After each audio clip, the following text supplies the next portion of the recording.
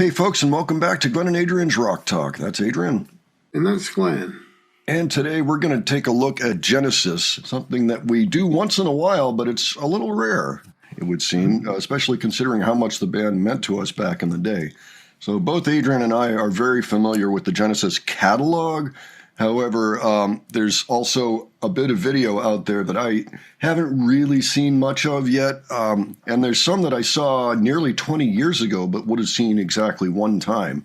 And I think actually this is going to fall under that category. Like, I think I've seen it, but I've never seen it online. If I saw it, it would have been in 2007 when the box set came out that included a whole bunch of video for the first time of Genesis, early Genesis.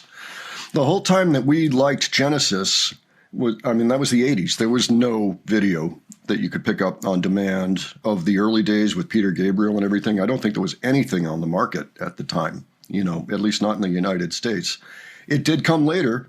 Box sets started coming out in about the 90s, and the definitive remaster of their first several albums, right there, Adrian's holding it, the ones with Peter Gabriel. So, Adrian, show us that box there. Yeah, this is pretty neat. I got it signed by Steve Hackett. Yeah, very nice. Very prized. Yep. Trespass Through... Well, go ahead, open it up. Yeah, I think it's Trespass Through Lamb Lies Down. Yeah, so there you go. Those all came with DVDs, and so they had band interviews on them, and some of them had some footage from the time period. So what we're looking at today is Dancing with the Moonlit Night, live at Shepperton Studios 1973. And this was included on the CD, DVD for Selling England by the Pound. When it was released, I may have seen it. Honestly, I don't know that I was thorough about watching those DVDs.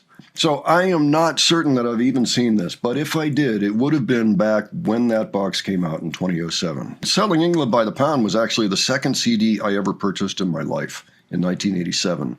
It was one of the ones that was a priority for me to get first because I already had the vinyl, but I wanted something special. And at that point, getting a CD was a special occasion. Fun fact, my first CD was Saucer Full of Secrets by Pink Floyd. You won't be excited to hear my first CD. Pictures at an exhibition conducted by Leonard Bernstein. Okay, cool. How's that for a first CD? You made better choices, I think. It's all good. So, Adrian, you've seen this. You actually watched the DVDs. Is that Yes. Right? Yeah. Okay. Yes. So you're familiar with this clip, while I'm really not. Yeah. What can you tell me about it? Well, it's a concert from '73. They've ranging from Nursery Crime to Selling England by the Pound. Is there anything in this clip that I should be looking for that's a little unusual, or? Check out the costume he's wearing in the beginning. Okay, we'll do. Just leave it at that. All right, very good. Well, let's go ahead and take a look at this. All right. Oh, by the way, this is an updated, remastered version, so this should look even better than the DVD looked. Can you tell me where my country lies? Cried the uniform to his true love's eyes. It lies with me, cried the Queen of Maybe, for her merchandise he traded in his price. Paper late, cried a voice in the crowd. Old man dies, a note he left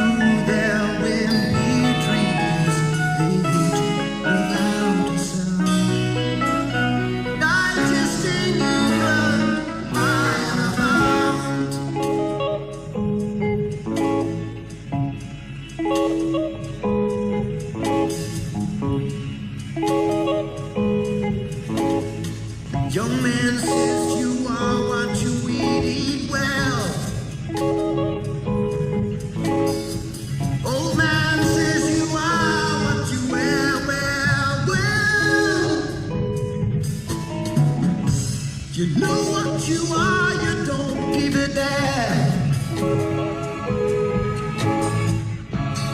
Bursting your belt, that is your homemade sham. The captain leads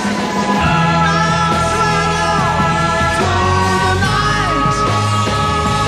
Join the dark, follow us to the clear sunsets in the moon. Follow us to the gold is gold. Dancing out with the moonlit night. Knights of the Queen, shields down and shout.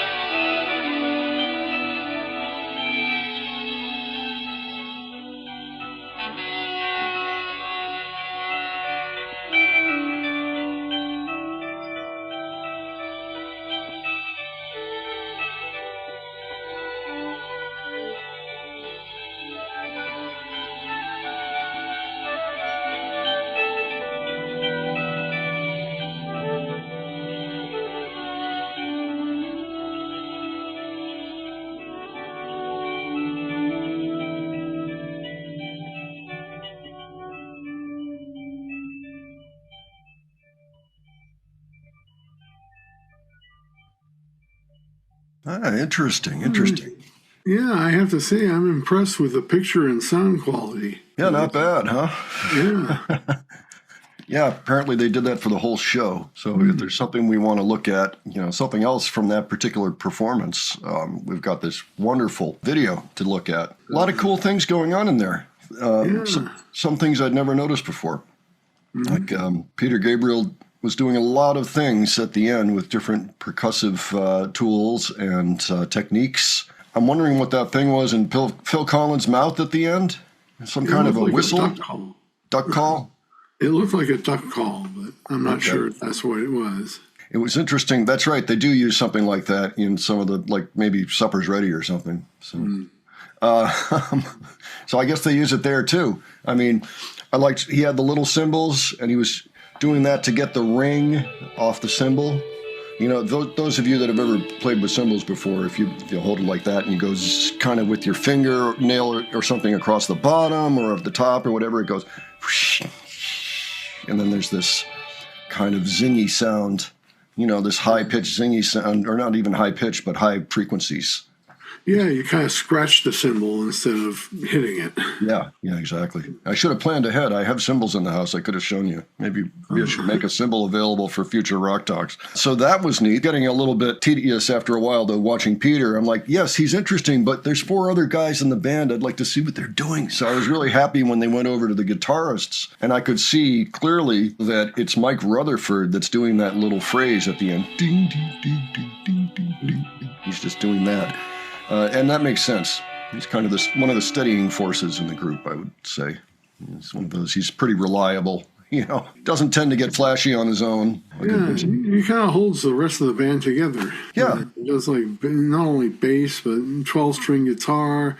Sometimes he'll do that while playing the bass pedals and singing backup.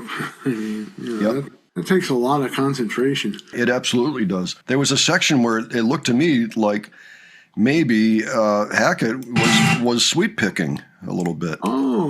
I wasn't sure if he was sweep picking. I know that he did that finger tapping thing that Eddie Van Halen made famous. Yeah, but it was a different. I'll show you what I'm talking about. It was actually just before that, because I know exactly what you're talking about. But now check this out. No sound here, but here it comes. Now look what he's doing. See that? Now, here, let me put on the sound, because maybe it's not clear. Right here.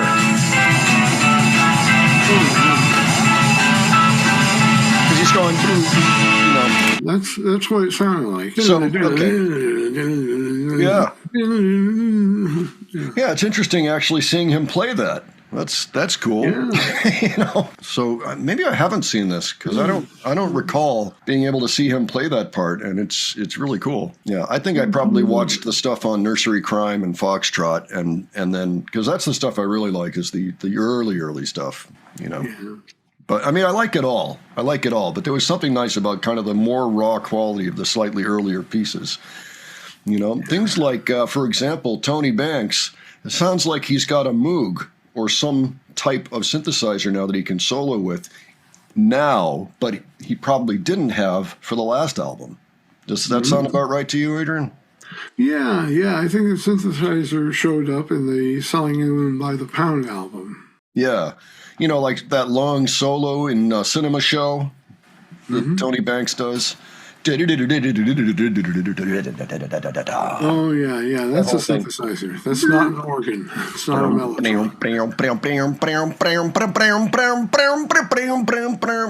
Yeah, that whole thing. Maybe we should check that out sometime. If it's on here, I don't know if they performed it or not. It's not on the DVD, but you know what else is on the DVD is Supper's Ready. It's a pretty good performance. We haven't seen Supper's Ready yet, have we? On the channel. I don't think we've done it by itself. We did a 3-part Genesis thing like a few years ago. It included that album, but yeah. Well, I mean, actually sitting and watching the piece. I don't think we've done that. Oh, so, yeah. You see a few different costumes in that one song. Anyway. Yeah. They weren't quite so cringeworthy here. Sometimes the early stuff, when they're really seriously on a budget, and Peter's just trying to put together ideas as fast as he can, like the old man mask for Nursery Crime, the musical box. That thing creeps me out. Something fierce. I look at that. I'm like, whoa, I can't deal with that. It's, later, you can have prosthetics and things that look really cool, or there are other options, but that's the thing. I'm like, yes, I loved the music. I'm not sure I was completely on board with everything Peter was doing, although honestly, looking back on it now, I think it was good that he was doing it, and he inspired a lot of other artists. Really, really interesting and kind of exciting to see that, actually. I guess the only other thing I have to say about it, I like the album version too. The performance on this one is unmatchable. It's loud. It sounds awesome. The Mellotron works and everything. Yeah, the Mellotron works. Yeah, knock on wood, right? yeah, exactly. I hear so many stories about them malfunctioning. So right. Okay. All right. Well, folks, why don't you let us know what you thought of this? And if you have other suggestions for us, leave those below. Of course, if you knew early Genesis back in the day, let us know all about your experiences, especially if you saw the band back then, or really any time since the band has now retired. So would be interested to hear how it was. And if you enjoyed this video, please give it a like. And if you enjoyed our presentation, please subscribe. All right. Thanks so much for joining us. And we'll catch you on the next one. All right. Take care, folks. See you all later.